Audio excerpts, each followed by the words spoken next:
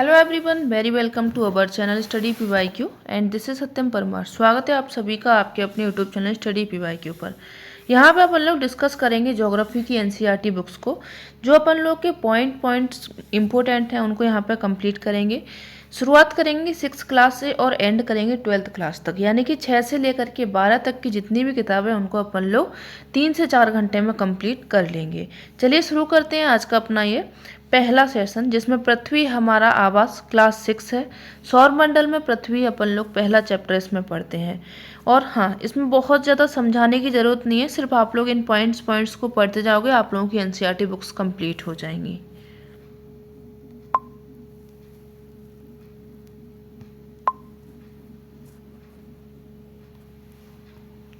चलिए, तो यहाँ पे देखिए सौरमंडल में पृथ्वी, ये पहला चैप्टर आपको दिख रहा है, जिसमें आप जानते होंगे सूर्य, चंद्रमा तथा वे सभी वस्तुएं जो रात में आसमान में चमकती हैं उनको अपन लोग खगोलीय पिंड के नाम से जानते हैं। खगोलीय पिंड की विशेषता क्या होती है? इनमें स्वयं की ऊष्मा होती है, प्रकाश होते हैं, इनको आप लोग खगोलीय पिंड कहते हैं। जैसे आप लोग तारे में जानते होंगे सूर्य और तारे, ठीक है। सूर्य भी आपका एक तारा होता है। आगे बढ़िए, आगे बात करेंगे नक्षत्र मंडल की। नक्षत्र मंडल क्या होता है? तो नक्षत्र मंडल होता है तारों का समूह, जिसमें आप लोग अर्सा मेजर को पढ़ते हो, जिनको आप लोग बिग बियर के नाम से जानते हो। दूसरा आपका स्मॉल बियर या फिर सप्तऋषि के नाम से जानते हो। ये भी क्या होता है? अर्सा मेजर का ही भाग होता है। फिर आप लोग नेक्स्ट पढ़ते हो ध्रुव तारे को। ध्रुव तारा क्या होता है और कहाँ पे दिखाई देता है? तो ध्रुव तारा आप लोगों को जब आप खड़े होंगे आसमान में जाइएगा बाहर की तरफ में और उत्तरी दिशा में देखिएगा तो एक तारा आपको हमेशा स्थायी रूप से वहीं पे दिखाई देगा। तो ये ध्रुव तारा जो होता है स्थायी होता है और इसको आप लोग देख सकते हो आसानी से सप्तऋषि की सहायता से। और ये क्या होता है? जैसे यहाँ पे ये सप्तऋषि है, ये आपको दिखाई दे रहा है 7 तारे, और इसी की सीधी दिशा में आप लोग यहाँ पे देखोगे तो ये आपका क्या होगा? ध्रुव तारा हो जाएगा, ठीक है। यहाँ पे बिल्कुल नॉर्थ में जाओगे तो आप इसको ध्रुव तारा मान लोगे। आगे यहाँ पे इसी तरीके से क्वेश्चन पूछा गया था, क्वेश्चन भी इसमें मैंने ऐड किए हैं। क्वेश्चन इसमें यूपीएससी प्री में पूछा गया था 2012 में कि एक व्यक्ति काली अंधेरी रात में रेगिस्तान में अकेला खड़ा था। उसे अपने गांव जाना था, जो वहां से पूरब में 5 किलोमीटर की दूरी पर था। पूरब में था, उसके पास दिशा ज्ञान के लिए कोई यंत्र नहीं था, पर उसने ध्रुव तारे को पहचान लिया था। अब उसको गांव पहुंचने के लिए निम्न में से कौन सा रास्ता अपनाना अधिकतम सुविधाजनक होगा? यानी कि अब उसने क्या देख लिया था? ध्रुव तारा। ध्रुव तारा कहाँ पे होता है? नॉर्थ में होता है, यानी कि उत्तर में होता है। उत्तर से अब उसको कहाँ जाना है? पूरब में जाना है। इस तरीके से चला जाएगा। तो ध्रुव तारे की दिशा में चलना है या फिर ध्रुव तारे की विपरीत दिशा में चलना है? ध्रुव तारे को अपने बाईं ओर रखकर चलना है या फिर ध्रुव तारे को अपने दाईं ओर रखकर चलना है? तो इसका करेक्ट आंसर क्या हो गया? सी आंसर इसका करेक्ट हो गया। ये तो रहा क्वेश्चन आप लोगों से जो ध्रुव तारे से संबंधित पूछा गया था। चलिए आगे बढ़िए, तो आगे नेक्स्ट है यहाँ पे ग्रह। ग्रह क्या होते हैं? ग्रह होते हैं खगोलीय पिंड होते हैं। ग्रह भी क्या होते हैं? खगोलीय पिंड होते हैं, जिनमें क्या होती है? स्वयं की ऊष्मा और प्रकाश नहीं होता। बस इनके बारे में आप लोग इतना याद रखिएगा। ग्रह में आप लोग किस किस को पढ़ते हो वो भी आगे देखते हैं। तो ये रहे आप लोगों के ग्रह। ग्रह में सबसे पहले आप लोग सूर्य के नजदीक की जो ग्रह है उसको आप लोग बुध बोलते हो। बुध के बाद में शुक्र के बाद में पृथ्वी, मंगल, फिर आ जाएगी क्षुद्र ग्रह की पट्टी जिनको आप लोग एस्टेरॉइड्स बोलते हो। फिर इसके बाद में बृहस्पति, शनि, यूरेनस, नेपच्यून। इनके आप लोगों से क्रम पूछे जाते हैं, छोटा पूछा जाता है, बड़ा ग्रह पूछा जाता है, ठीक है। तो ये जो आपके बुध, शुक्र, पृथ्वी, मंगल 4 ग्रह हैं, इनको आप लोग आंतरिक ग्रह बोलते हो, यानी कि चट्टानी संरचना इनको आप लोग बोलते हो। आकार में ये छोटे होते हैं। फिर बाहरी ग्रह आप लोगों से पूछे जाते हैं और ये आकार में बड़े होते हैं। तो इनको आप लोग बृहस्पति, शनि, यूरेनस और नेपच्यून के नाम से जानते हो। इनको आप बाह्य ग्रह, गैसीय व तरल अवस्था में होते हैं और आकार में ये बड़े होते हैं, ठीक है। ये ठोस होते हैं, ये गैसीय अवस्था में होते हैं, थोड़े से लिक्विड फॉर्म में होते हैं, आकार में ये बड़े होते हैं। इनको आप लोग याद रखिएगा। आगे बढ़िए।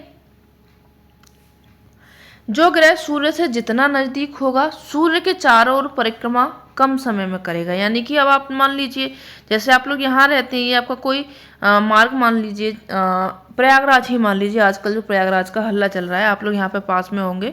खैर भीड़ देख के, जो भीड़ है आजकल उसको देख के आप लोग अब तो नहीं जाओगे, लेकिन हाँ संगम में आप लोग डेली नहा लोगे।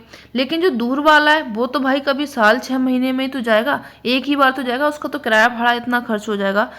तो जो नज़दीकी ग्रह होते हैं वो सूर्य की परिक्रमा कम समय में कर लेते हैं, कम दूरी में कर लेते हैं। लेकिन जो दूरी वाला ग्रह होता है वो सूर्य की परिक्रमा ज़्यादा समय में करते हैं और ज़्यादा दूरी के अनुसार करते हैं। ठीक है, यहाँ पर दिया गया है कि दूरी के अनुसार परिक्रमण का समय भी बढ़ता जाएगा।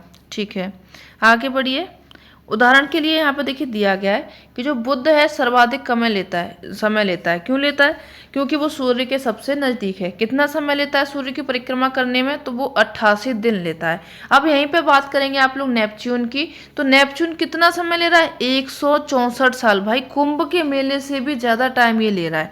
164 साल ये ले रहा है सूर्य की एक परिक्रमा करने में। ठीक है, कितना? एक परिक्रमा करने में 164 साल ले रहा है, और यहीं पे बुध आप लोगों का 88 दिन ले रहा है। चलिए आगे बढ़ेंगे।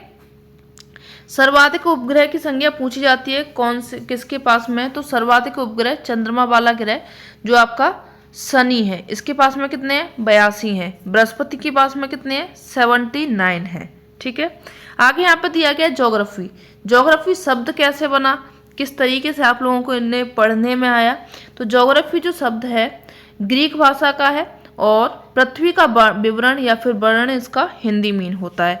ग्रीक भाषा का शब्द है जियो, और एक होता है ग्राफी। ठीक है, ग्राफिया, यानी कि जियो का मतलब होता है लॉजी, मेट्री, ऑइड। लॉजी का मतलब होता है पृथ्वी का अध्ययन, मेट्री का मतलब होता है पृथ्वी का मापन, और ऑइड का मतलब होता है पृथ्वी के आकार के अनुरूप। ठीक है, इन तीनों को आप लोग याद रखिएगा, एज इट इज आप लोगों से पूछे जा सकते हैं। आगे बढ़िए। आर्यभट्ट का नाम आप लोग जानते होंगे, जो कि खगोल शास्त्री के रूप में आप इनको जानते हो।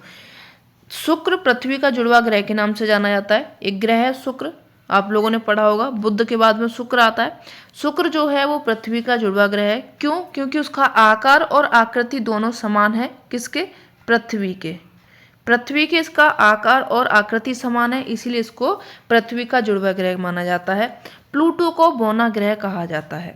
अंतर्राष्ट्रीय खगोलीय संगठन ने इस ग्रह ये पहले ग्रह था, लेकिन अब इसको ग्रह की श्रेणी से बाहर कर दिया गया है, ये आप लोग याद रखिएगा। आगे बढ़िए। पृथ्वी की बात करें तो पृथ्वी जो है आकार में 5वां बड़ा ग्रह है। नीला ग्रह इसको बोला जाता है। नीला ग्रह क्यों बोला जाता है? क्योंकि इसकी 2/3 सतह पर पानी है। आप लोगों ने पढ़ा होगा 70% जो स्थल है वो जलीय है पृथ्वी का। आकार इसका भूभाव यानी कि जियोइड टाइप का है। अर्थ लाइक शेप यानी कि ऐसा अंडे के आकार का आप लोगों को ये दिखाई देता है। अंडे के आकार का आप लोग जैसे ग्लोब उठाएंगे तो बीच में उभरा हुआ किनारों पर थोड़ा सा पतला ये दिखाई देता है, और ये जो आकार होता है उसको आप लोग जियोइड बोल देते हो। इसका उपग्रह पूछा जाता है पृथ्वी का, तो पृथ्वी का उपग्रह चंद्रमा हो जाएगा। ठीक है, खगोलीय पिंड जो ग्रहों के चारों ओर चक्कर लगाता है। ठीक है, उपग्रह क्या होता है? जैसे ग्रह किसका चक्कर लगा रहे हैं? सूर्य का चक्कर लगा रहे हैं। उसी तरीके से जो उपग्रह हैं वो इन ग्रहों का चक्कर लगा रहे हैं। इनको आप लोग क्या बोल देते हो? उपग्रह बोल देते हो। ठीक है, आगे बढ़िए। चंद्रमा पृथ्वी का एक चक्कर जो लगाता है लगभग 27 दिन में पूरा कर देता है। साथ ही इतने समय में अपने अक्ष पर एक चक्कर पूरा कर देता है, यानी कि एक तो इस तरीके से अपने ही अक्ष पर घूमता हुआ चलता है इस तरीके से। ठीक है, बीच में सूर्य है यहाँ पे, और जो चंद्रमा है यहाँ पे क्या है? इस तरीके से घूमता हुआ चलता है, और बीच में क्या है? पृथ्वी है। क्या हो जाएगा? यहाँ पे बीच में पृथ्वी है, यानी कि 27 दिन में तो वो पृथ्वी का चक्कर लगा लेता है, और अपना जो चक्कर लगाता है पूरा चक्कर 24 घंटे में लगा करके, यानी कि एक दिन में ये पूरा कर लेता है। ठीक है, अपने अक्ष पर भी घूमता है और पृथ्वी का भी चक्कर लगाता है, ये दोनों आप लोग याद रखिएगा। और इसमें दिया गया है कि ये अपने अक्ष पर घूमता है, अपने अक्ष पर घूमता है, जिसके कारण पृथ्वी से हमें चंद्रमा का केवल एक ही भाग दिखाई देता है, दूसरा भाग तो उसका घूमता रहता है। यानी कि ऐसा नहीं है कि एक ही दिखाई दे रहा है, घूम करके वो इस साइड का आ जाता है, कभी इस साइड का आ जाता है, कभी इस साइड का आ जाता है। यानी चंद्रमा का हमें एक ही पार्ट दिखाई देता है, पूरा ये दिखाई नहीं देता है। आगे एस्टेरॉइड क्षुद्र ग्रह को पढ़े। ये क्या होते हैं? असंख्य होते हैं, यानी कि इनकी संख्या अनगिनत है। छोटे पिंड होते हैं जो सूर्य के चारों ओर चक्कर लगाते हैं। मंगल व बृहस्पति के मध्य बेल्ट में ये पाए जाते हैं। अभी अपन लोगों ने इनको पढ़ा था, बुध, शुक्र, पृथ्वी और मंगल। उनके बाद में क्षुद्र ग्रह आए थे, एस्टेरॉइड आए थे। उसके बाद में बृहस्पति आया था। ठीक है, तो यानी कि मंगल और बृहस्पति के बीच में आप लोगों के एस्टेरॉयड क्षुद्र ग्रह पाए जाते हैं, ये आप लोग याद रखिएगा। आगे बढ़िए, मिटियोर्स यानी कि उल्का पिंड, पत्थरों के छोटे छोटे टुकड़े सूर्य के चारों ओर चक्कर लगाते हैं, इनको आप लोग उल्का पिंड बोल देते हो। पृथ्वी के वायुमंडल में घर्षण के कारण ये चमकदार प्रकाश दिखाई देता है इनमें, तो इनको क्या बोल देते हो, उल्का पिंड। जैसे आप लोग बोलते नहीं है कि एक कहीं पे आप लोगों ने न्यूज़ पढ़ी होगी कि यहाँ पे उल्का पिंड गिरा जिसके कारण पृथ्वी में गड्ढा हो गया, काफ़ी ज़्यादा बड़ा होता है तो इतनी ऊंचाई से गिरता है तो वो गड्ढा हो जाता है, कहीं पे आग लग जाती है, कहीं पे घटनाएं भी हो जाती हैं, तो वो क्या होते हैं, उल्का पिंड जो होते हैं वो ऊपर से नीचे गिरते हैं, तो इनमें घर्षण होता है, टकराव होता है। टकराव जब जैसे आप लोग पत्थर से पत्थर भिड़ाओगे तो वहाँ पे घर्षण होने के कारण थोड़ी सी आप लोगों को चिंगारी दिखाई देती है, तो उसी तरीके से चिंगारी इन उल्का पिंडों में भी दिखाई देती है। ठीक है, जिसके कारण ये चमकदार और प्रकाशमान दिखाई देते हैं। ठीक है, आगे पढ़िए, मिल्की वे आकाश गंगा देखते हैं, जिनको इंग्लिश में गैलेक्सी कहते हैं। ठीक है, आकाश गंगा क्या होती है, लाखों तारों का समूह होता है जिसको आप लोग आकाश गंगा कहते हैं। ठीक है, यहाँ पर ये आपको दिखाई दे रही होगी, और ये जो लाखों तारों का समूह होता है, खुला आकाश में ये सफ़ेद चौड़ी पट्टी के समान दिखाई देती है। जब तारों का समूह है, उजाला है, प्रकाश है, तो सफ़ेद चौड़ी पट्टी के रूप में तो आप लोगों को ये दिखाई ही देगी। चमकदार इनका रास्ता होता है, यहाँ पर ये दिखाई दे रहा है, ऐसा लग रहा है जैसे जंगल में कहीं लाइट जला रहे हों। करोड़ों तारे होते हैं, बादल व गैस इसमें होती हैं। सौरमंडल इसी का एक जो भाग है, यानी अपना जो सौरमंडल है वो भी किसका भाग हो जाएगा, इसी मिल्की वे का भाग हो जाएगा। लाखों आकाश गंगाएं ब्रह्मांड में होती हैं, आपको यहाँ पे दिखाई दे रहा होगा। ठीक है, जो कि कैसा है, प्रकाशमान है, इनमें सफ़ेद चौड़ी पट्टी के रूप में आपको ये दिखाई दे रहा है। आगे बढ़िए, यहाँ पे देखिए इसने ये समझाया है, इसको भी समझ लीजिए। ब्रह्मांड है, ब्रह्मांड में आपकी आकाश गंगा है। ठीक है, आकाश गंगा में आप लोगों का सौरमंडल है, और सौरमंडल में हमारी पृथ्वी है। बहुत ही अच्छे तरीके से, इजी तरीके से समझाया। कभी आप लोगों से बाई चांस पूछ लिया जाए तो आपको ये इस तरीके से इसका डायग्राम याद रहना चाहिए। आगे बढ़िए, नेक्स्ट यहाँ पे धूमकेतु, पुच्छल तारे, इनको कॉमेट्स बोलते हैं। ये छोटा पिंड होता है जो कि चट्टानों, धूल कणों, हिम और गैसों का बना होता है। धूमकेतु किसका बना होता है, तो छोटा पिंड होता है ये, चट्टानों का, धूल कणों का, हिम का और गैसों का एक मिश्रण होता है, इनका ये बना होता है। ये कूपर बेल्ट नेपच्यून से बाहरी क्षेत्र में होते हैं, यानी कि कूपर बेल्ट कहाँ होते हैं, नेपच्यून के बाहर होता है, वहाँ पे आप लोगों के धूमकेतु कॉमेट्स पाए जाते हैं। सूर्य के पास से गुजरने पर बाहरी परत पिघलकर गैस में बदल जाती है, यानी कि सूर्य के पास से निकलते हैं, जो बाहर की परत होती है, जो ग्रह होते हैं, उसके बाहर से जो पिंड निकलते हैं वो गैस में परिवर्तित होते हैं, उनको आप लोग कॉमेट्स, पुच्छल तारे या फिर धूमकेतु बोल देते हो। ओके, आगे बढ़िए। अब यहाँ पर देखिए क्वेश्चन आप लोगों से क्या पूछा गया था, क्षुद्र ग्रह तथा धूमकेतु के बीच क्या अंतर होता है, ये आपसे पूछा गया है। क्षुद्र ग्रह लघु चट्टानी ग्रहिकाएं प्लेन्टॉइड होते हैं, जबकि धूमकेतु हिमशीतित गैसों से निर्मित होते हैं जिन्हें चट्टानी व धातु पदार्थ आपस में बांधे रखते हैं। क्षुद्र ग्रह अधिकांशतः पृथ्वी और मंगल के मध्य तथा धूमकेतु शुक्र बुध के मध्य पाए जाते हैं। धूमकेतु गोचर दीप्तिमान पुच्छ दर्शाते हैं, जबकि क्षुद्र ग्रह यह नहीं दर्शाते। यहाँ पे कौन सा कथन सही है, ये आप लोगों से पूछा गया है। तो यहाँ पे देखिए जो धूमकेतु और क्षुद्र ग्रह के बीच में अंतर पूछा गया है, तो इसमें आप लोग याद रखेंगे जो क्षुद्र ग्रह होते हैं लघु चट्टानी ग्रहिकाएं हैं, जबकि धूमकेतु जो होते हैं वो हिमशीतित गैसों से बने होते हैं जिन्हें चट्टानी व धातु पदार्थ आपस में बांधे रखते हैं। यहाँ पर नेक्स्ट ऑप्शन, धूमकेतु गोचर दीप्तिमान पुच्छ दर्शाते हैं, जबकि क्षुद्र ग्रह यह नहीं करते हैं। ऑप्शन आप लोगों का यहाँ पे बी करेक्ट हो जाएगा। ठीक है, आगे बढ़िए। ऐसा नहीं है कि एनसीईआरटी से आप लोगों को क्वेश्चन नहीं आते हैं, डायरेक्ट क्वेश्चन यहाँ से आते हैं। नेक्स्ट क्वेश्चन है आप लोगों, क्वेश्चन दिमाग में आ रहा है। नेक्स्ट आप लोगों का चैप्टर शुरू हो रहा है सेकंड, जिसमें आप लोग ग्लोब को पढ़ोगे। ग्लोब में आप लोग अक्षांश और देशांतर को पढ़ते हो। ठीक है, तो चलिए यहाँ पे अक्ष एक्सिस को जान लेते हैं। पृथ्वी जिस काल्पनिक रेखा पर घूर्णन करती है, ठीक है, अब कोई रेखा आप लोगों को यहाँ पे दिखाई नहीं देगी अगर आप लोग डायरेक्ट आप पृथ्वी को देखोगे, फिर आप उस रेखा को ढूंढोगे कि यहाँ पे वो अक्ष वाली एक्सिस वाली रेखा कहाँ है जहाँ पे पृथ्वी घूम रही है, तो वो आपको नहीं दिखाई देगी। ठीक है, ये हमने सिर्फ मान रखी है। अक्ष का झुकाव जो है 23.5 डिग्री तथा 66.5 डिग्री कोण पर कक्षीय समतल पर इसका झुकाव है। ये जो आपको झुकाव दिख रहा है यहाँ पे, ये कितना है 23.5 डिग्री का, 66.5 डिग्री का यहाँ पे झुकाव है, और ये आप लोगों का एक्सिस है। ठीक है, ये एक्सिस है। अक्ष क्या हो जाएगा, ये जो आपको थोड़ा थोड़ा सा ये कुन्ना टाइप का पॉइंट टाइप का दिख रहा है यहाँ पे आपको, वो आपका अक्ष हो जाएगा। ठीक है, विषुवत व्रत। अब नेक्स्ट आप लोगों का क्या है, विषुवत व्रत। ये भी क्या है, ये वह काल्पनिक रेखा है जो पृथ्वी को 2 बराबर भागों में विभाजित करती है। यानी कि ये आप लोगों की पृथ्वी है। अब यहाँ पे 2 बराबर भागों में इसको बांटना है, आधी आधी करना है। आधी आधी कितने पे करेंगे, 0 डिग्री पे हो जाएगी। अब इससे 90 डिग्री ऊपर, 90 डिग्री नीचे, ये जो 0 डिग्री वाला पार्ट हो जाएगा, जो लाइन बनाई गई है, इसको आप लोग बोलते हो क्या, विषुवत व्रत, जो आपको यहाँ पे दिखाई दे रही है। क्योंकि अगर यहाँ से आप लोग ऐसे देखोगे तो कहोगे आधी नहीं है, लेकिन ये आपकी यहाँ पे है। ठीक है, लेकिन अपन लोग थोड़ा सा ईजी कर लेते हैं, यहाँ पे दिखा लेते हैं। ये देखिए, ये आप लोगों की क्या हो जाएगी, विषुवत व्रत है। 0 डिग्री वाला जो अक्षांश होता है वो आप लोगों का क्या हो जाएगा, विषुवत व्रत हो जाएगा। आगे बढ़िए, फिर आएंगे आप लोग अक्षांश पर। अक्षांश क्या होती है, समानांतर रेखाएं होती हैं जो कि विषुवत व्रत से ध्रुवों तक स्थिति सभी समानांतर व्रत होते हैं। अब यहाँ पे आप लोगों को ये जो रेखाएं दिख रही हैं इस तरीके से, 20 डिग्री उत्तर, 40 डिग्री उत्तर, 60 डिग्री उत्तर, 80 डिग्री उत्तर, और ये आपका 90 डिग्री, ये जो रेखाएं हैं इनको बोलते हो आप लोग अक्षांश रेखाएं। ठीक है, आगे बढ़िए। पृथ्वी के ताप कटिबंध। पहला आप लोग पढ़ते हो उष्ण कटिबंध।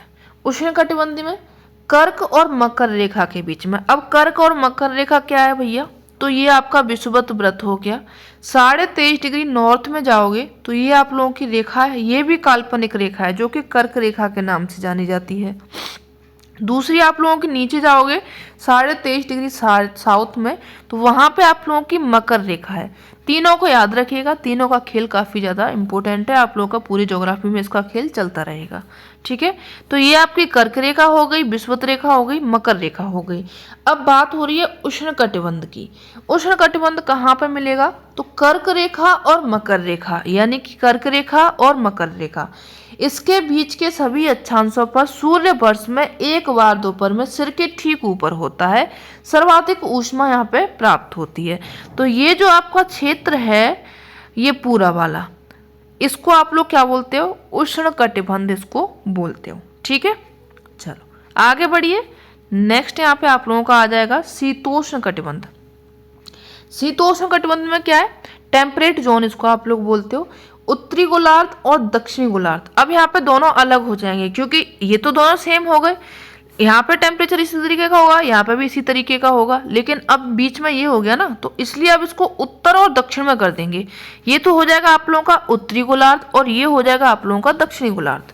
ठीक है, उत्तरी गोलार्ध में जाओगे तो कर्क रेखा यानी कि 23.5 डिग्री नॉर्थ से लेकर के उत्तरी ध्रुव व्रत। उत्तरी ध्रुव व्रत कहाँ तक होता है, तो वो आप लोगों का होता है 66.5 डिग्री नॉर्थ और 66.5 डिग्री साउथ तक आप लोगों का क्या होता है, उत्तरी ध्रुव व्रत और दक्षिण ध्रुव व्रत होता है। तो जो आपका शीतोष्ण कटिबंध होता है वो आपका 23.5 डिग्री से 66.5 डिग्री उत्तरी ध्रुव व्रत तक, ये वाला जो पार्ट होता है, ये वाला, इसको आप लोग उत्तरी शीतोष्ण कटिबंध और इस वाले पार्ट को दक्षिणी शीतोष्ण कटिबंध बोल देते हो। ठीक है, बस यहाँ पे आप लोगों को याद रखना है, उत्तरी गोलार्ध में कर्क रेखा से उत्तरी ध्रुव व्रत तक और दक्षिणी गोलार्ध में मकर रेखा से दक्षिणी ध्रुव व्रत तक आपका जो पार्ट है उसको आप लोग क्या बोल देते हो, शीतोष्ण कटिबंध बोल देते हो। यहाँ पे जो तापमान होता है मध्यम होता है, सुहावना, बढ़िया रहता है। ठीक है, आगे बढ़िए। फिर आएगा आप लोगों का शीत कटिबंध। चलो,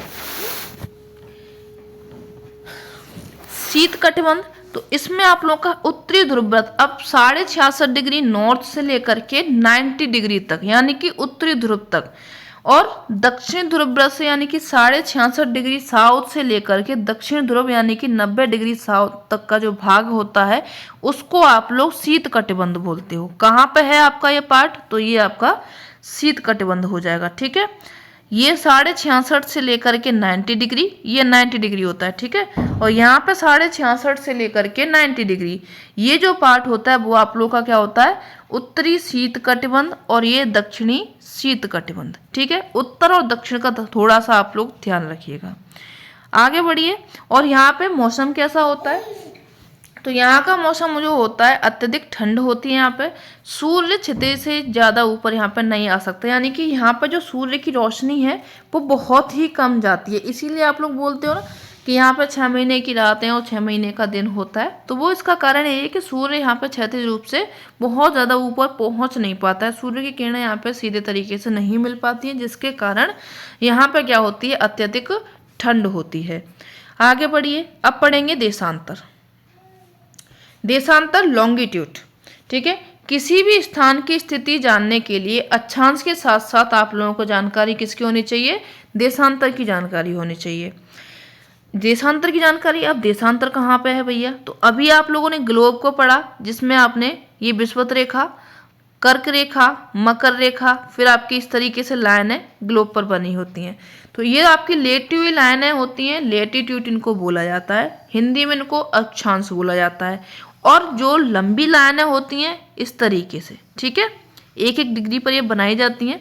तो यहाँ पे जो आपकी लंबी लाइनें होती हैं इनको बोलते हैं लॉन्गिट्यूड, यानी कि देशांतर रेखाएं बोलती हैं। ज्ञान आप लोगों को अक्षांश का भी होना चाहिए और देशांतर का भी होना चाहिए। ठीक है, तो यहाँ पर देखिए उदाहरण के लिए दिया गया है कि जो देशांतर है इसकी जानकारी क्यों होनी चाहिए।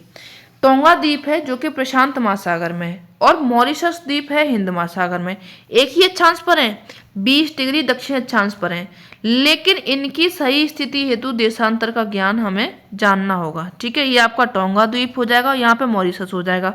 अगर इस तरीके से देखोगे आप लोग तो आपका क्या हो जाएगा, 20 डिग्री दक्षिण अक्षांश है, लेकिन यहाँ पे जो अंतर आएगा आपका वो किस में आ जाएगा, देशांतर रेखाओं में इसमें अंतर आएगा। इसीलिए हमें क्या होता है, देशांतर रेखा का और अक्षांश रेखा का दोनों की जानकारी होनी चाहिए। आगे बढ़िए, तो देशांतर रेखा क्या है इसको जाने। देशांतर रेखा वह काल्पनिक रेखा है जो कि उत्तरी व दक्षिणी ध्रुव को मिलाती है, यानी कि ये आपका उत्तरी और ये आपका दक्षिणी इस तरीके से आएगी, फिर यहाँ पे आएगी, फिर यहाँ पे आएगी, फिर यहाँ पे आएगी, फिर यहाँ पे आएगी, फिर इस तरीके से आएगी। तो ये आपकी कौन सी रेखाएं हो जाएंगी, ये आपकी देशांतर रेखाएं हो जाएंगी। यानी कि उत्तरी ध्रुव से लेकर के दक्षिण ध्रुव को मिलाने वाली जो रेखाएं होती हैं उनको आप लोग क्या बोलते हो, देशांतर रेखाएं बोलते हो। देशांतर के बीच की दूरी को अंशों में मापा जाता है तथा प्रत्येक अंश जो होते हैं डिग्री को मिनटों में मापा जाता है। ठीक है, मिनटों को सेकेंड में मापा जाता है, तो ये आप लोग थोड़ा सा याद रखिएगा। ये अर्धवृत्त होता है। अर्धवृत्त कैसे होता है, अभी अपन लोगों ने बना के देखा था। इस तरीके से आपकी एक देशांतर रेखा है और ये आपकी दूसरी हो जाएगी, यानी कि ये जो एक रेखा बना रही है वो क्या बनाती है, अर्धवृत्त बनाती है। ये आप लोग याद रखिएगा। ये अर्धवृत्त होते हैं तथा उनके मध्य की दूरी ध्रुवों की तरफ बढ़ने पर घटती है, यानी कि जब जाएंगे ध्रुवों की तरफ में तो उनकी दूरी ऑब्वियसली घटेगी, क्योंकि एक ही पॉइंट पर जाकर के वो लाइनें मिल रही हैं और बीच में चौड़ी होती जा रही हैं, तो ये इनकी जो दूरी है वो ध्रुवों पर घटती जाती है। ठीक है, ध्रुवों की तरफ बढ़ने पर इनकी दूरी घटती है तथा ध्रुवों पर शून्य हो जाती है, जहां सभी देशांतरी यामोत्तर आपस में मिल जाती हैं। कहाँ पे मिलती हैं, ये आपकी 90 डिग्री नॉर्थ और 90 डिग्री साउथ में मिलती हैं। आगे बढ़िए, सभी देशांतर रेखाओं की लंबाई समान होती है, जबकि अक्षांश रेखाओं की लंबाई भिन्न भिन्न होती है। क्यों भिन्न भिन्न होती है, ये आपको यहाँ पर देखिए दिखाई दे रहा है। ये तो आपकी देशांतर रेखाएं यहाँ से लेकर के यहाँ तक आ रही हैं, यहाँ से लेकर के यहाँ तक आ रही है, फिर आपकी यहाँ से यहाँ तक एंड हो रही है। लेकिन जो आपकी अक्षांश रेखा है यहाँ पे छोटी हो गई है, यहाँ पे बड़ी है, यहाँ पे और बड़ी हो जाएगी, यहाँ पे और बड़ी हो जाएगी, फिर यहाँ पे आके थोड़ी सी छोटी हो जाएगी, फिर और छोटी हो जाएगी, फिर एंड में जाके और छोटी हो जाएगी। यानी कि ये आप लोग याद रखिएगा कि जो देशांतर रेखाएं होती हैं उनकी लंबाई समान होती है और अक्षांश रेखाओं की लंबाई भिन्न भिन्न होती है। अब नेक्स्ट आप लोग पढ़ेंगे प्रमुख यामोत्तर प्राइम मेरिडियन, ग्रीनविच लाइन जिनको आप लोग बोलते हो।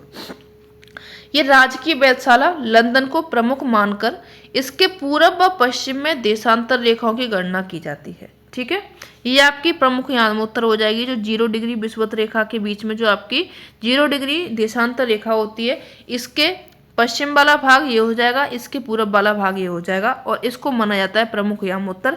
यहाँ से ही अपने समय की गणना की जाती है। ठीक है, 180 डिग्री पूरब व पश्चिम देशांतर एक ही रेखा पर स्थित है, अंतर्राष्ट्रीय तिथि रेखा ये मानी जाती है। आगे बढ़िए, यहाँ पे ये क्वेश्चन पूछा गया है, जैसे ये पूछा गया था, निम्नलिखित में से कौन सा एक जलडमरू मध्य अंतर्राष्ट्रीय तिथि रेखा के सर्वाधिक निकट है?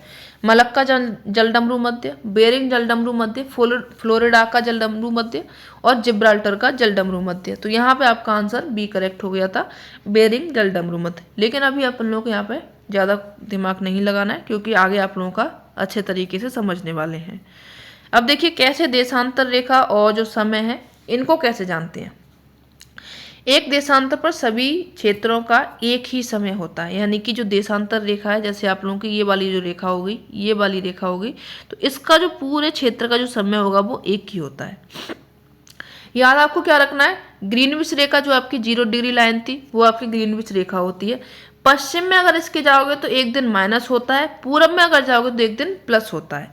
समय की गणना कैसे की जाती है, तो समय की गणना की जाती है, पृथ्वी जो है 24 घंटा 360 डिग्री घूर्णन करती है। ये 1 घंटे में घूर्णन कितना करती है, तो 360/24 करेगी तो 15 डिग्री ये घूम लेती है। 15 डिग्री यानी कि 4 मिनट में ये 1 डिग्री घूमती है। ठीक है, यानी कि 4 मिनट में कितना घूमती है, 1 डिग्री ये घूमती है। अब उदाहरण के लिए ग्रीनविच से 15 पूरब में 1 घंटा यानी कि 12 बजे, तो 1 बजे कितना होगा, तो पश्चिम में 1 घंटा ये पीछे हो जाता है। ठीक है, बस आपको इतना याद रखना है कि पश्चिम में जाओगे तो समय माइनस होता है, पूरब में जाओगे तो समय प्लस होता है। आगे इसमें क्वेश्चन होगा, क्वेश्चन सॉल्व करोगे तो आपको अच्छे से आ जाएगा। ठीक है, अब मानक समय यहाँ पे दिया गया है। मानक समय पूछा जाता है भारत का मानक समय कितना है, 82.5 डिग्री पूर्वी देशांतर अथवा ग्रीनविच से 5.5 घंटा आगे का जो समय होता है वो अपना क्या होता है, मानक समय माना जाता है। ये आपका 82.5 डिग्री पूरब है, ये देशांतर रेखा है। ठीक है, अभी अपन लंबी लंबी जो रेखाएं थी वो क्या थी, देशांतर रेखाएं थी। और ग्रीनविच से कितना आगे है, 82.5 डिग्री आगे है, सॉरी 5.5 घंटा ये आगे है। क्यों आगे है, क्योंकि 0 डिग्री से आप लोग 82 डिग्री को जाएंगे आगे, तो 15 डिग्री बराबर कितना हो रहा है, 1 घंटा हो रहा है। 15 दूनी 60, 15 ती 45, 15 चौके 1 मिनट। चलिए, तो 15 छक 90 होते हैं, लेकिन 90 पूरा नहीं हो रहा है क्योंकि 82.5 डिग्री रह रहा है, इसीलिए यहाँ पे जो समय कितना होता है, ये ग्रीनविच से 5.5 घंटे आगे होता है। आगे क्यों होता है, क्योंकि जो हमारा भारत है वो पूरब में है। कहाँ पे है, ये पूरब में है, इसीलिए हमारा जो समय होता है ग्रीनविच से 5.5 घंटे आगे होता है। ठीक है, आगे बढ़िए। ये IAS प्री में आप लोगों का क्वेश्चन पूछा गया था, अलग अलग ऋतुओं में दिन समय और रात्रि समय के विस्तार में विभिन्न किस कारण से होती हैं। पृथ्वी का अपने अक्ष पर घूर्णन होता है, पृथ्वी का सूर्य के चारों ओर दीर्घ वृत्त रीति से परिक्रमा होता है, स्थान की अक्षांशीय स्थिति या फिर पृथ्वी का नत अक्ष पर परिक्रमण। तो यहाँ पे पूछा गया है अलग अलग ऋतुओं में दिन समय और रात्रि के समय में विस्तार में विभिन्नताएं होती हैं, वो किस कारण होती हैं। तो इसमें आप लोग याद रखेंगे पृथ्वी का नत अक्ष पर परिक्रमण होता है, उसके कारण यहाँ पे विभिन्नताएं आपको देखने को मिलती हैं। आगे बढ़िए, नेक्स्ट क्वेश्चन है, आप लोगों का क्वेश्चन फिर से आ रहा है दिमाग में। नेक्स्ट आपका चैप्टर है पृथ्वी की गतियाँ, मोशन ऑफ द अर्थ। ठीक है, पृथ्वी की गति 2 प्रकार से होती है, एक होता है घूर्णन, अपने अक्ष पर घूमना, दूसरा होता है परिक्रमण, सूर्य के चारों ओर चक्कर लगाना। वही अपन लोगों ने चंद्रमा के बारे में जिस तरीके से पढ़ा था कि चंद्रमा अपने अक्ष पर भी घूमता है, उसको आप लोग घूर्णन बोलते हो, पृथ्वी का चक्कर लगाता है उसको आप लोग परिक्रमण बोलते हो। इसी तरीके से पृथ्वी का भी हो जाएगा। ठीक है, चलो आगे बढ़िए। अब यहाँ पे देखिए प्रदीप्त व्रत, सर्कल ऑफ इल्यूमिनेशन, दिन व रात को विभाजित करने वाला जो व्रत होता है उसको आप लोग प्रदीप्त व्रत बोल देते हो। ये आपका जैसे उत्तरी ध्रुव दक्षिण ध्रुव, इस साइड का जो पार्ट है वो अंधेरे में, इस साइड का पार्ट आप लोग का उजाले में। क्यों, क्योंकि यहाँ पे सूरज की किरणें पड़ रही हैं, तो ये आपका क्या हो जाएगा, प्रदीप्त व्रत हो जाएगा। यहाँ पे उजाला है, यहाँ पे अंधेरा है, तो ये आपका क्या हो जाता है, दिन और रात को विभाजित करने वाला जो व्रत होता है इसको आप लोग प्रदीप्त व्रत बोल देते हो। काफ़ी सिंपल है, बहुत ज़्यादा इसमें समझाने की ज़रूरत है नहीं है। आगे बढ़िए, यहाँ पे देखिए सूर्य है, कब कब कैसे कैसे लंबवत होता है, कहाँ कहाँ पे ये दिखाई देता है, ये आप लोग याद रखिएगा क्योंकि यहाँ से क्वेश्चन पूछा जाता है। ये सूर्य की किरणें यहाँ पर सीधी पड़ती हैं, शरद ऋतु होती है दक्षिणी ध्रुव पर। तो ये आपका जो विषुव होता है 21 मार्च को बनता है बसंत ऋतु में, ठीक है। फिर सूरज की किरणें यहाँ पे लंबवत पड़ती हैं, तो वो आपका टाइम जो होता है 21 जून का होता है। उत्तरी गोलार्ध में ग्रीष्म ऋतु होती है, दक्षिणी गोलार्ध में यहाँ पर शीत ऋतु होती है। क्यों होती है? क्योंकि यहाँ पे जो सूरज की किरणें हैं शीत ऋतु में नहीं पहुँचती हैं। फिर आपका नेक्स्ट आता है शरद ऋतु। शरद ऋतु में क्या होता है, फिर से विषुव बनता है। विषुव बनता है कब बनता है, 23 सितंबर को बनता है, और ये जो टाइम होता है बसंत ऋतु का होता है, ठीक है। फिर नेक्स्ट जो सूरज की किरणें सीधी पड़ती हैं वो आप लोगों के उत्तरी गोलार्ध में, यहाँ पर दक्षिणी गोलार्ध में ग्रीष्म ऋतु होती है और उत्तरी गोलार्ध में शीत ऋतु होती है। 22 दिसंबर का ये टाइम होता है, ठीक है। चारों डेट को आप लोग याद रखिएगा कब कब सूरज की किरणें लंबवत पड़ रही हैं सूर्य पृथ्वी पर, जिसके कारण विषुव कब बन रहा है तो आप लोग याद रखिएगा, ठीक है। 22 एक तो आपका 21 मार्च को विषुव बनता है और एक आपका 23 सितंबर को विषुव बनता है। आगे बढ़िए, अब एक पढ़ेंगे यहाँ पे उत्तरी अयनांत समर सोलिस्टिक। 21 जून जब होता है तो सूर्य क्या होता है, कर्क रेखा पर सीधा चमकता है। कर्क रेखा अभी अपन लोगों ने 23.5 डिग्री नॉर्थ में पढ़ी थी, उस पर हमारा जो सूर्य होता है वो सीधे चमकता है। उत्तरी गोलार्ध में ग्रीष्म ऋतु होती है, सबसे बड़ा दिन ये होता है, और दक्षिणी गोलार्ध में इसके विपरीत यानी कि सबसे छोटा दिन होता है, और जो ऋतु होती है वो शीत ऋतु होती है। दक्षिणी अयनांत में क्या होता है, ये 22 दिसंबर का टाइम होता है जब सूर्य मकर रेखा पर लंबवत होता है, ठीक है। कहाँ पे हो रहा है, सूर्य कहाँ पर लंबवत हो रहा है, मकर रेखा पर, यानी कि 23.5 डिग्री साउथ में ये लंबवत हो रहा है। दक्षिणी गोलार्ध में ग्रीष्म ऋतु होती है, सबसे बड़ा दिन होता है, और उत्तरी गोलार्ध में इसके विपरीत यानी कि सबसे छोटा दिन उत्तरी गोलार्ध में होता है, और इसके विपरीत क्या होता है, उत्तरी गोलार्ध में सर्दियाँ होती हैं। आगे बढ़िए, विषुव इक्विनॉक्स 21 मार्च और 23 सितंबर, ये 2 दिन ऐसे होते हैं जहाँ पे हमारा क्या होता है, जो सूर्य होता है विषुवत रेखा पर सीधा होता है, यानी कि ये आपकी 0 डिग्री जो रेखा थी उस पर क्या होता है, सीधा होता है। पृथ्वी पर दिन और रात की जो स्थिति होती है वो बराबर होती है, ना तो कहीं पे ज़्यादा टाइम होता है ना कहीं पे कम होता है। अब 23 सितंबर यानी कि उत्तरी गोलार्ध में जाएंगे तो वहाँ पर शरद ऋतु होती है, दक्षिणी गोलार्ध में बसंत ऋतु होती है। 21 मार्च को उत्तरी गोलार्ध में बसंत ऋतु होती है, दक्षिणी गोलार्ध में शरद ऋतु होती है। इन डेट्स को आप लोग याद रखिएगा क्योंकि डेट्स से क्वेश्चन पूछा जाता है। आगे बढ़िए, नेक्स्ट है पृथ्वी के प्रमुख परिमंडल। चैप्टर आप लोगों का आ गया है 5। कितनी जल्दी आप लोगों ने 4 चैप्टर कवर कर लिए, आपको शायद पता भी नहीं चला होगा। और टाइम कितना हुआ है, मुश्किल से आप लोगों के 30 से 32 मिनट हुए हैं, ठीक है। कुछ लोगों को शायद यहाँ पे कमियाँ दिखने को लग जाए, लेकिन जितना आप लोगों के लिए ज़रूरी है एनसीईआरटी से उतना आप लोग पढ़ोगे। इसमें बहुत ज़्यादा अगर समझाने में टाइम लेंगे तो जो बेसिक बुक हैं उनको आप लोग कब पढ़ोगे। नेक्स्ट यहाँ पे आपका पृथ्वी के प्रमुख परिमंडल, जिसमें आप लोग जीव मंडल, भूमंडल, वायुमंडल और जलमंडल तीनों को मिलाकर के जो मिक्सअप बनता है उसको आप लोग बोलते हो जीव मंडल, ठीक है। पूछा जाता है आप लोगों से पृथ्वी के मंडल में से जीव मंडल क्या होता है, तो जीव मंडल तीनों का मिक्सअप जो होता है वो आप लोगों का क्या होता है, जीव मंडल होता है। आगे बढ़िए, विश्व का सबसे ऊंचा शिखर, यहाँ पे एक पॉइंट आया था वो लिख दिया मैंने। विश्व का सबसे ऊंचा शिखर कौन सा है, माउंट एवरेस्ट है। 8,848 मीटर इसकी हाइट है। कहीं कहीं पे इसकी हाइट 8,850 भी दे दी जाती है, तो इसको आप लोग याद रखिएगा। सबसे गहरा गर्त जो है वो मोरियाना गर्त है, प्रशांत महासागर में है। गहराई इसकी 11,022 मीटर है। इंडिया में कह रही हूँ। अपने विश्व में टोटल कितने महाद्वीप हैं, टोटल 7 महाद्वीप हैं, ठीक है, जिसमें एशिया सबसे बड़ा है। 7 महाद्वीप कौन कौन से हैं, तो यहाँ पे आप लोग एक बार महाद्वीप का देख लीजिए, फिर अपन लोग आगे बढ़ेंगे। पहला आप लोगों का जो सबसे बड़ा है एशिया हो जाएगा। अफ्रीका, नॉर्थ अमेरिका, दक्षिण अमेरिका, यूरोप, ऑस्ट्रेलिया और अंटार्कटिका, टोटल आप लोगों के महाद्वीप जो हो जाएंगे वो कितने हैं, 7 हैं। अब इनके बारे में एक एक करके पढ़ लेते हैं। एशिया महाद्वीप, एशिया जो है सबसे बड़ा महाद्वीप है और पृथ्वी का कुल क्षेत्र का अगर देखा जाए तो 1/3 भाग है। पूर्वी गोलार्ध में स्थित है और कर्क व भूमध्य रेखा के बीच में ही स्थित है। यूराल पर्वत एशिया को यूरोप से अलग करता है। यहाँ पे जो एशिया और यूरोप है इसके बीच में एक पर्वत है यहाँ पे, ठीक है, यहाँ पे एक पर्वत है, इसको जो अलग करता है उसका नाम पूछा जाता है आप लोगों से कभी कभी, तो उसका नाम है यूराल पर्वत, ठीक है। पूरी तरीके से आप लोगों का कहाँ पर ये उत्तर पूर्व में है, तो ये आप लोग याद रखिएगा क्योंकि यहाँ पे आप लोगों का 0 डिग्री देशांतर रेखा है। इसके इस साइड में जाओगे तो वो आप लोगों का पूरब वाला क्षेत्र, इस साइड में जाओगे तो वो आप लोगों का पश्चिम वाला क्षेत्र हो जाएगा। आगे बढ़िए, तो आगे दूसरा आएगा आपका यूरोप। यूरोप सबसे छोटा महाद्वीप है।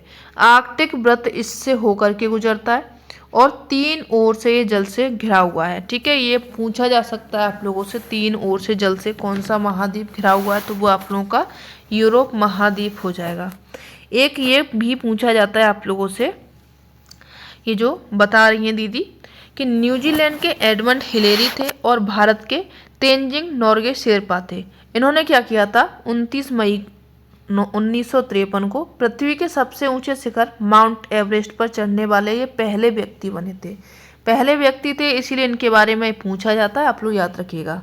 जापान की जुंको ताबेई विश्व की पहली महिला थी जिन्होंने 16 मई 1975 को एवरेस्ट पर कदम रखा। बछेंद्री पाल भारत की पहली महिला थी जिन्होंने 23 मई 1984 को एवरेस्ट पर अपना पहला कदम रखा। चारों नामों को, दोनों डेट्स को आप लोग याद रखेंगे, इम्पोर्टेंट है। चलिए आगे बढ़ेंगे। नेक्स्ट तीसरा आप लोगों का आ जाएगा अफ्रीका। अफ्रीका क्या है, दूसरा सबसे बड़ा। कर्क, मकर और भूमध्य रेखा तीनों इससे होकर के गुजरती हैं, इसीलिए इसको आप लोग याद रखिएगा। अफ्रीका की खास बात क्या है कि तीनों जो रेखाएं आप लोगों की, कर्क रेखा, मकर रेखा और भूमध्य रेखा, तीनों रेखाएं इससे होकर के गुजरती हैं। सहारा रेगिस्तान इसी में, जो कि विश्व का सर्वाधिक बड़ा और गर्म मरुस्थल है। विश्व की सबसे लंबी नदी नील नदी भी आप लोगों को अफ्रीका महाद्वीप में ही देखने को मिलेंगी। चौथा आप लोगों का आता है उत्तरी अमेरिका। ये तीसरा बड़ा महाद्वीप है। इसमें पनामा स्थल संधि है और दक्षिण अमेरिका से जुड़ा हुआ है, ठीक है। ये किससे जुड़ा हुआ है, यहाँ पे ये देखिए स्थल संधि है ये आपकी पनामा, और किससे जुड़ा हुआ है, दक्षिणी अमेरिका से जुड़ा हुआ है। आगे बढ़िए। और जो भारत और श्रीलंका के बीच में संधि है, जल संधि है, उसका नाम आप लोग को पता हो तो एक बार कमेंट में जरूर बताएं।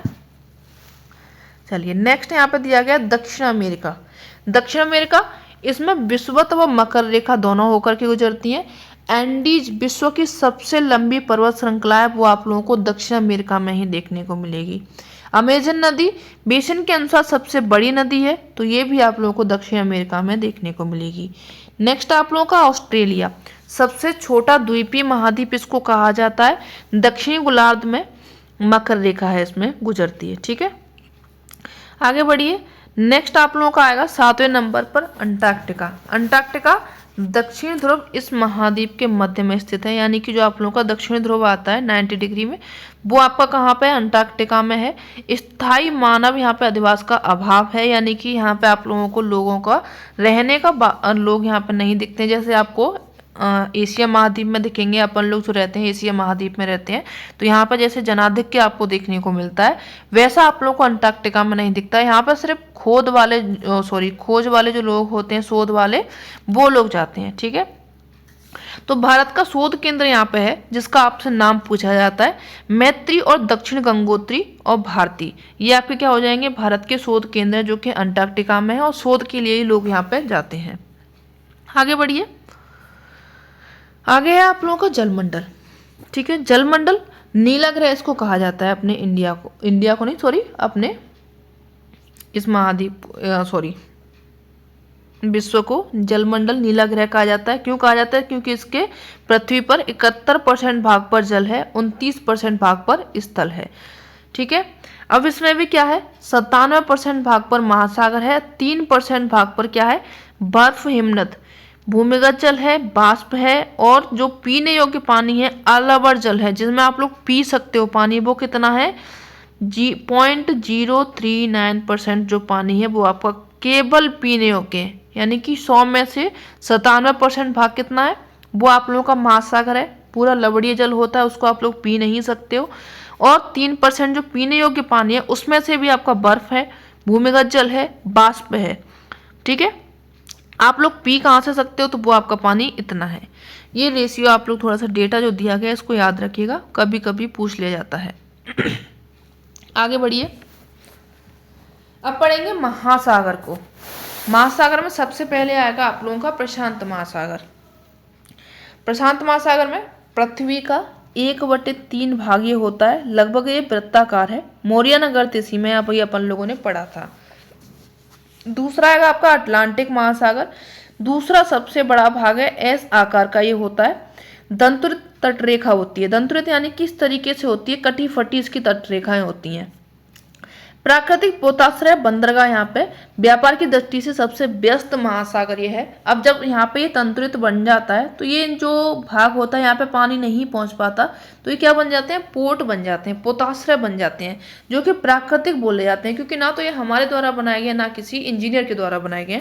तो ये किसके द्वारा बनाए गए, प्रकृति के द्वारा। महासागर ने खुद से ये बना दिए हैं, तो ये क्या होते हैं, आपके प्राकृतिक होते हैं। फिर आएगा आपका हिंद महासागर। इसका नाम जो पड़ा है भारत के नाम पर पड़ा है, ठीक है। क्यों पड़ा है, क्योंकि आपने देखा होगा जो भारत की स्थिति है, बहुत ज़्यादा जो भारत का पार्ट है वो आपको हिंद महासागर में देखने को मिलेगा, वैसा किसी और देश का यहाँ पे नहीं है। इसीलिए हमारे हिंदुस्तान के नाम पर इसका नाम पड़ गया हिंद महासागर, क्योंकि इसकी स्थिति कैसी है, त्रिभुजाकार है। नेक्स्ट है आप लोगों का दक्षिणी महासागर। दक्षिणी महासागर में आपका अंटार्कटिक महाद्वीप के चारों ओर का जो महासागर है उसको आप लोग दक्षिण महासागर बोल देते हो। आर्कटिक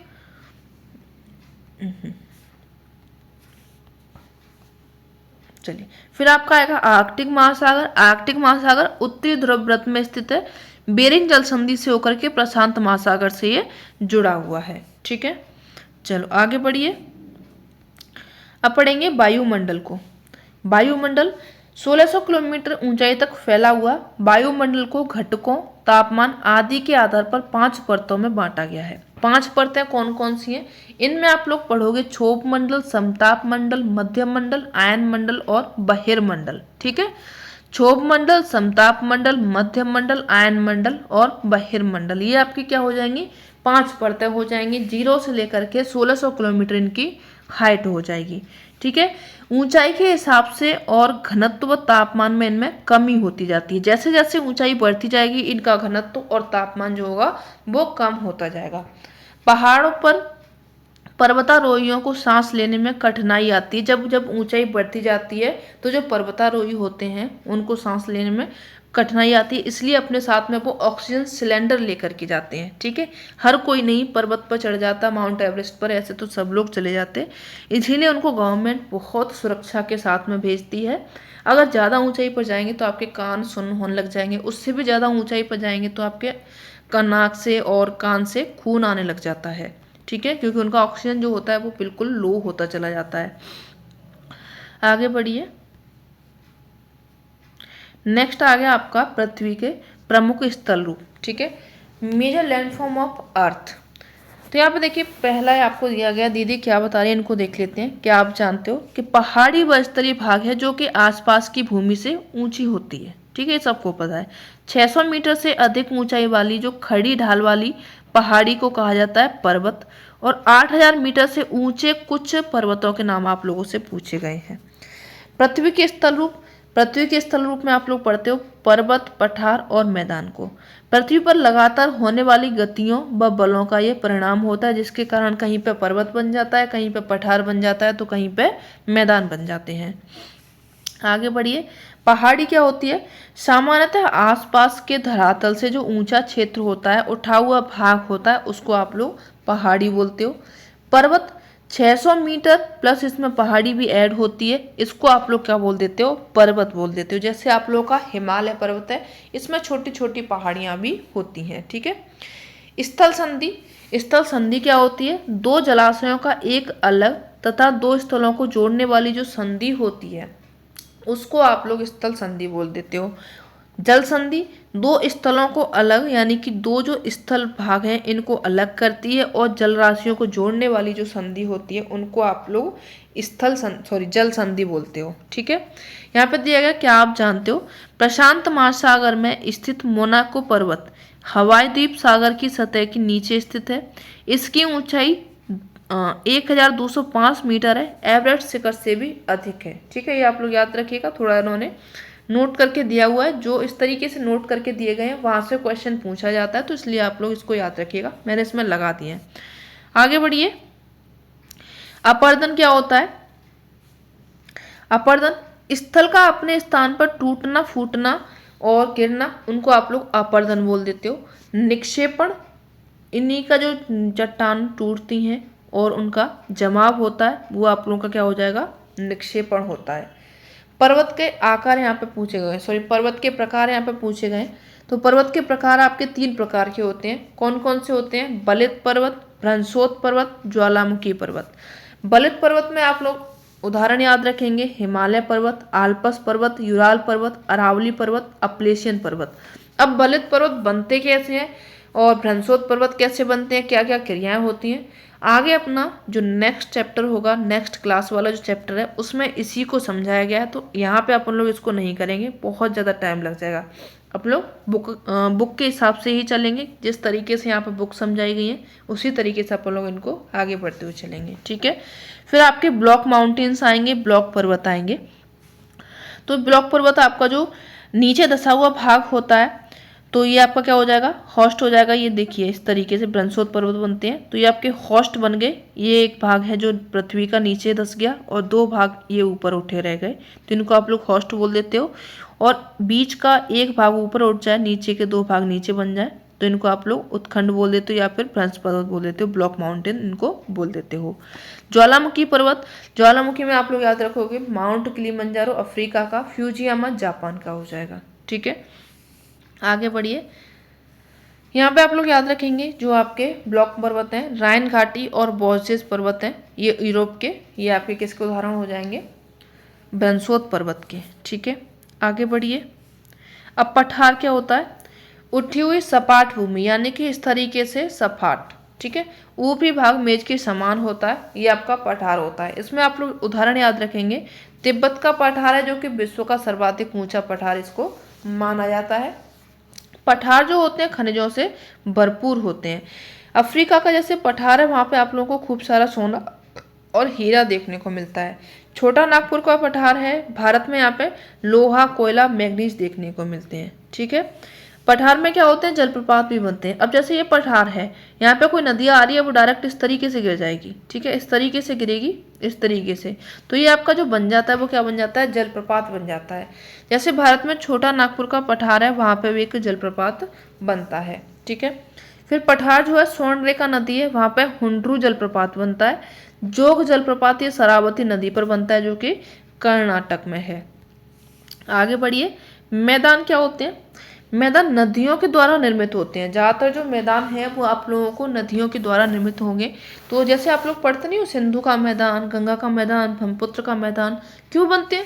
क्योंकि नदियाँ बहती हैं अपने साथ में सेडिमेंट्स लेकर के, जो पदार्थ अपर्दन हुए थे ऊपर से, जो पहाड़ों से नदियाँ आ रही हैं अपने साथ में सेडिमेंट्स अवसाद लेकर के आती हैं, और जब तक उनका वेग तेज होता है अपने साथ में उन अवसादों को लेकर के चलती हैं और ज़्यादा क्षेत्र में बहती हैं ये। ठीक है, क्योंकि उनका बहाव बहुत ज़्यादा होता है। लेकिन जैसे उनका बहाव कम होता है, गति कम होती है, तो जो वो सेडिमेंट्स लेकर के आ रही थी उनको यहाँ पर वो छोड़ती चली जाएंगी और अपना सकरा रास्ता ये अपना लेंगी। तो ये जो जगह बनी, ये जो जगह बनी, इसको आप लोग क्या बोल देते हो? मैदान बोलोगे। ठीक है, तो ये आपके इस तरीके से जो मैदान बनते हैं उनको आप लोग सिंधु का मैदान, गंगा का मैदान, ब्रह्मपुत्र का मैदान बोल देते हो। चीन में जैसे यांगसे नदी का मैदान है। ठीक है, आगे बढ़िए। स्थल रूप, बल्लोग, प्रकृति व मानव अधिवास तथा सामाजिक आर्थिक परतंत्र। ठीक है, स्थल रूप और लोग यहाँ पे क्या होता है? उनकी प्रकृति कैसी है, मानव अधिवास किस प्रकार के बनाए गए हैं, उनका सामाजिक आर्थिक परतंत्र किस तरीके से चलता है, पूरा डिटेल में इनको जानते हैं तो वो आप लोग का स्थल रूप और वहाँ के लोगों को पहचान लेते हो। रस्सी से बने पुल यहाँ पे आपको देखने को मिलते हैं अरुणाचल प्रदेश में। ठीक है, वहाँ के लोगों का रहन सहन कैसा है, कैसा उन लोगों का पहनावा है, कैसा उन लोगों का भोजन है, ये वहाँ के लोगों के बारे में पढ़ते हो। तो वो आप लोग किसके बारे में पढ़ लेते हो? स्थल रूप और वहाँ के लोगों के बारे में। और स्थल रूप के अनुसार ही लोग होते हैं, उनका बसाव भी उसी तरीके का होता है, उनका पहनावा भी उसी तरीके का होता है। ठीक है, जीवित जड़ों से निर्मित जो पुल बना हुआ है वो आप लोगों का मेघालय में है। ये क्वेश्चन पूछे गए थे इसलिए यहाँ पे ये ऐड है। आगे बढ़िए, तो यहाँ पे देखिए कुछ आप लोगों को पर्वत दिए गए हैं। जैसे आप लोग का यहाँ पे उत्तरी अमेरिका है, यहाँ पे आप लोगों का दक्षिणी अमेरिका है। उत्तरी अमेरिका में आप लोगों का रॉकी पर्वत है और यहाँ पे आप लोगों का एंडीज पर्वत है। उत्तरी अमेरिका में ही आप लोगों का अपलेशियन पर्वत है और दक्षिणी अमेरिका में आप लोगों की अमेजन नदी है। यहाँ पे आपका एटलस पर्वत है, ये आपका क्या हो जाएगा, अफ्रीका है। ठीक है। माउंट किलिमंजारो तंजानिया में है, तंजानिया आप लोगों का अफ्रीका में है। बॉसजस पर्वत रायन घाटी, ये आप लोगों का यूरोप में है। यूराल पर्वत है जो कि आप लोगों को एशिया और यूरोप को अलग करता है। यांगसे नदी ये आपके चीन में है, चीन आपका यहाँ पे है। ये आपका तिब्बत का पठार हो जाएगा और यहाँ पे आप लोगों का ये हिमालय पर्वत है। ठीक है। और नील नदी यह भी आपकी कहाँ पे है, अफ्रीका महाद्वीप में है और ये आपका फ्यूजियामा हो जाएगा जापान में। ठीक है। आगे बढ़िए, चलो नेक्स्ट आगे चैप्टर नंबर 7, जिसमें हमारे देश भारत के बारे में जानेंगे। क्षेत्रफल में अगर देखा जाए तो 32.8 लाख वर्ग किलोमीटर हमारे इंडिया का क्षेत्रफल है। ठीक है। उत्तर से दक्षिणी विस्तार अगर देखा जाए तो इसका 3200 किलोमीटर, यानी कि यहाँ से यहाँ तक जाएंगे तो इसमें जो किलोमीटर में देखा जाए तो वो आपका कितना है, 3200 किलोमीटर है। पूरब से पश्चिम जाएंगे तो इसमें कितना हो जाएगा ना, 2900 किलोमीटर हो जाएगा। ठीक है। कर्क रेखा 23.5 डिग्री नॉर्थ में, और ये आपकी जाती है कहाँ कहाँ से होकर के, ये पूछा जाता है। तो कर्क रेखा गुजरती है जयपुर राजस्थान से, गुजरात से। ये आपको मतलब पर्टिकुलर जगह आपको याद रखनी है। जैसे आप लोग स्टेट वाइज एग्जाम देते हो, यूपी पीजीटी आप लोग अगर एग्जाम देंगे तो वहाँ पे आप लोगों को याद रखना पड़ेगा। लेकिन खास बात है यूपी से होकर के ये गुजरती नहीं है। ठीक है। लेकिन आप लोग याद रखो आरपीएससी पीजीटी का दोगे तो आपसे पूछा जाए कि कर्क रेखा कहाँ से होकर के गुजरती है, तो वो आपकी जयपुर से होकर के गुजरती है। ठीक है। तो कहाँ कहाँ से होकर के गुजरती है, तो ये आपकी टोटल 8 राज्यों से होकर के गुजरती है, जिसमें आपका राजस्थान, गुजरात, मध्य प्रदेश, छत्तीसगढ़, झारखंड और आपके पश्चिम बंगाल, त्रिपुरा, मिजोरम। ठीक है। इन 8 राज्यों को आप लोग याद रखिएगा, आप लोगों से ये पूछा जाता है और कई बार ये पूछा गया है। आगे बढ़िए, भारत का भौतिक विभाजन देखा जाए, यहाँ पर थोड़ा सा इसको पढ़ लीजिए। प्रायद्वीप दिया गया है। प्रायद्वीप क्या होता है, स्थल का वह भाग जो 3 तरफ से जल से घिरा होता है। तो आपका जो इंडिया का ये पार्ट जो होता है, इसको आप लोग प्रायद्वीप भारत क्यों बोलते हो, क्योंकि ये 3 तरफ जल से घिरा हुआ है, इसीलिए इसको आप लोग क्या बोल देते हो, प्रायद्वीप भारत बोलते हो। जल में कहाँ से घिरा हुआ है, तो एक तरफ आप लोगों का अरब सागर, दूसरी तरफ आप लोगों का बंगाल की खाड़ी, तीसरी तरफ आप लोगों का हिंद महासागर है। ठीक है। भारत का भौतिक विभाजन देखा जाए तो उत्तरी पर्वत श्रृंखला में आपका हिमालय है। उत्तरी मैदान सिंधु का मैदान, गंगा का मैदान, ब्रह्मपुत्र का मैदान, तीनों मिलकर के मैदान बनाती हैं, जिसको आप लोग उत्तरी मैदान के नाम से जानते हो। फिर आपके तटीय मैदान बनते हैं। तटीय मैदान जो आपके ये जो कोस्टल लाइन होते हैं, ये जो मैदान होते हैं, इनको आप लोग तटीय मैदान बोलते हो। ठीक है। महान मरुस्थल आपका थार का मरुस्थल है। राजस्थान वाले एरिया में जाओगे, यहाँ पे आप लोग जाओगे राजस्थान वाले क्षेत्र में, तो वहाँ पे आपका थार का मरुस्थल देखने को मिलेगा। फिर पूर्व और पश्चिम घाट हो जाएंगे। यहाँ पे जो आपके ये पूर्वी घाट यहाँ पे आपका पश्चिमी घाट और यहाँ पे आपका पूर्वी घाट हो जाएगा। फिर आपके द्वीप हो जाएंगे। द्वीप में आप लोग अंडमान निकोबार और लक्षद्वीप को याद रखते हो। फिर आपके दक्षिणी पठार हो जाएंगे, जिसमें आप लोग प्रायद्वीप पठार को याद रखते हो। ठीक है। ये वाला जो क्षेत्र हो जाएगा। अब यहाँ पे दिए गए हैं जलोढ़ निक्षेप क्या होते हैं। तो जैसे अभी अपन लोगों ने नदियों को पढ़ा था, मैदान किस तरीके से बन रहे थे, तो उसी तरीके से यहाँ पर जो नदियाँ होती हैं उनके द्वारा लाई गई बहुत महीन मिट्टी होती है, वो क्या करती है, नदी बेसित में निक्षेपित कर दी जाती है। उनको आप लोग जलोढ़ निक्षेप बोल देते हो। और ये जो जलोढ़ निक्षेप होते हैं, नई नई जो मिट्टी लाई जाती है, काफ़ी ज़्यादा उपजाऊ होती है। इसीलिए अपना जो उत्तरी भारत का जो मैदान है, जैसे गंगा का मैदान है, सिंधु का है, ये काफ़ी ज़्यादा उपजाऊ क्षेत्र है। इसीलिए आपको यहाँ पे जनसंख्या भी बहुत ज़्यादा देखने को मिलती है। सहायक नदी क्या होती है, सहायक नदी जैसे ये गंगा है, अब यहाँ से आकर के इसमें यमुना मिल जाती है। ठीक है। गंगा नदी बड़ी है और यमुना इसकी छोटी नदी है। तो ये जो यमुना इसकी नदी बनी, वो कैसी हो जाएगी, यमुना नदी इसकी सहायक नदी हो जाएगी। ठीक है। तो यहाँ पर जो सहायक नदी होती है, एक नदी या फिर सरता जो कि मुख्य नदी में किसी भी तरफ से आकर के मिलती है, चाहे इधर से मिल जाए चाहे इधर से मिल जाए। ठीक है।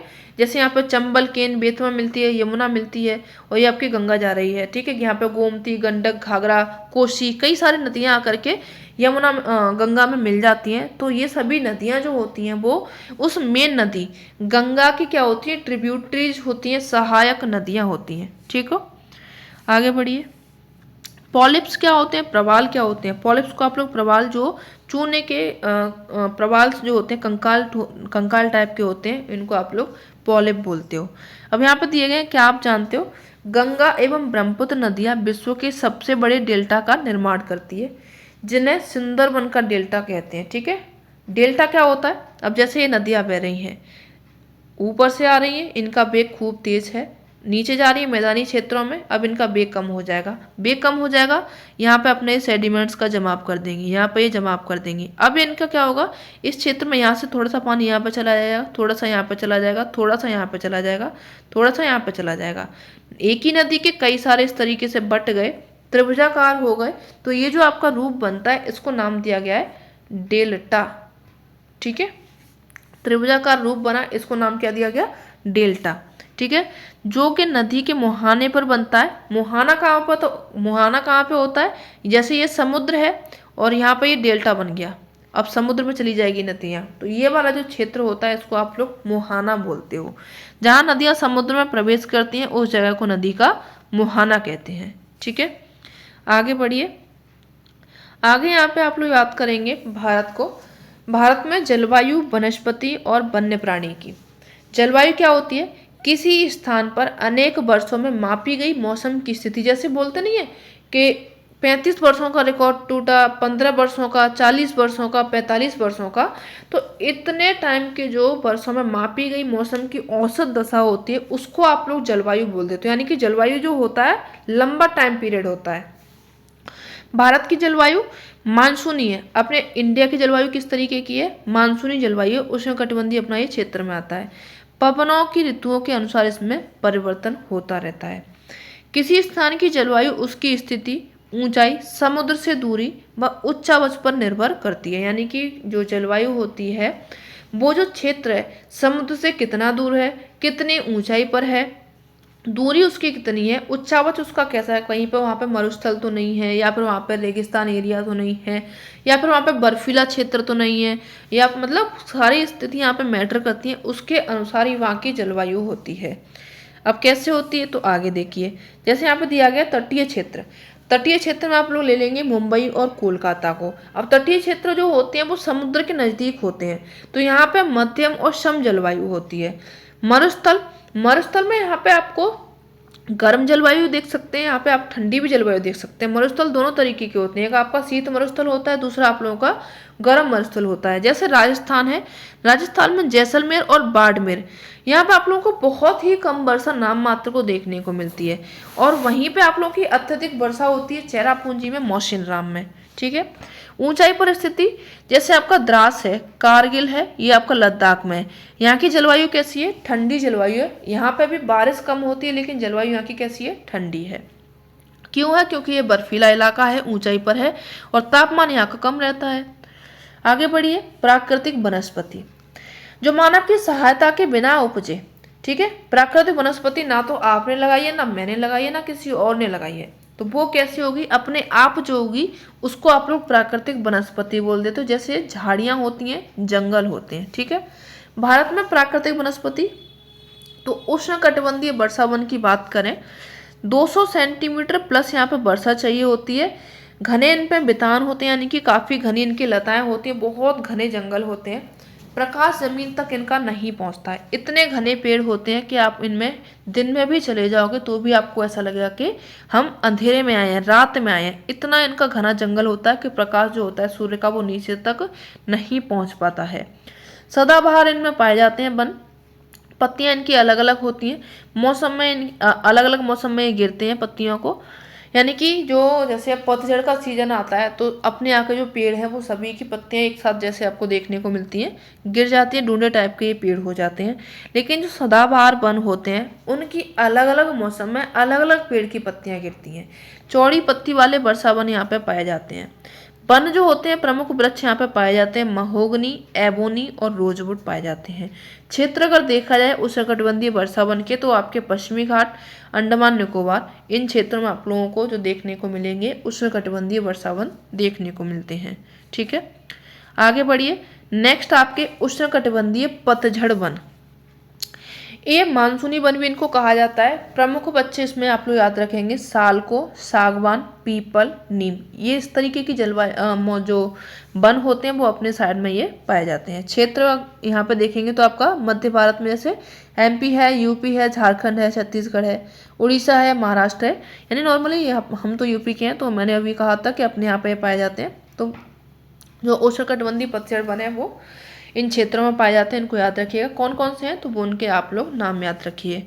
फिर आएंगे कटीली झाड़ियाँ।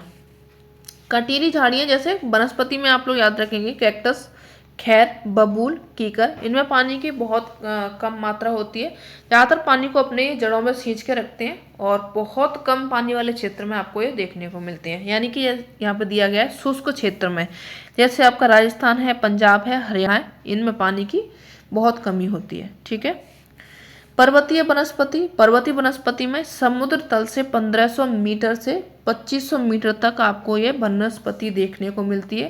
शंकुधारी वृक्ष जिसमें आप लोग चीड़ को, पाइन को, देवदार को, इनको याद रखेंगे। फिर आएंगे मैंग्रोव वन। मैंग्रोव वन पश्चिम बंगाल के सुंदरबन तथा अंडमान और निकोबार द्वीप समूह आपके क्या हो जाएंगे, मैंग्रोव वन हो जाएंगे। ये आपको मैंग्रोव दिखाई दे रहे होंगे। ठीक है, आगे वन्य प्राणी।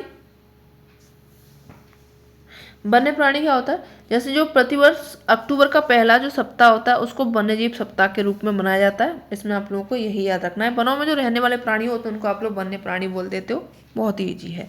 प्रवासी पक्षी। प्रवासी पक्षी यानी कि अन्य देश से आए हुए पक्षी जो होते हैं, हमारे यहाँ पे निवास करते हैं कुछ महीने के लिए, उनको आप लोग प्रवासी पक्षी बोल देते हो। प्रवासी पक्षी में आप लोग याद रखेंगे पेलिकन को, साइबेरियन क्रेन को। जैसे आप लोगों ने देखा हो ना, सर्दी के टाइम में पक्षी आते हैं अपने यहाँ पे, और ये कि यहाँ पे कीटम झील है पास में, तो वहाँ पे आकर के बहुत सारे पक्षी रुकते हैं। पास में ही, आगरा में ही है, तो वहाँ पे हमें पता है साइबेरियन पक्षी यहाँ पे आते हैं, तो उनको बोला जाता है प्रवासी पक्षी। स्टॉर्क होते हैं, फ्लैमिंगो होते हैं, पिंटेल होते हैं, बतख हैं, ये सभी आप लोगों के प्रवासी पक्षी हैं। जैसे आप लोग घूमने जाते हो वैसे ये लोग भी घूमने आते हैं जलवायु के अनुसार। आगे बढ़िए।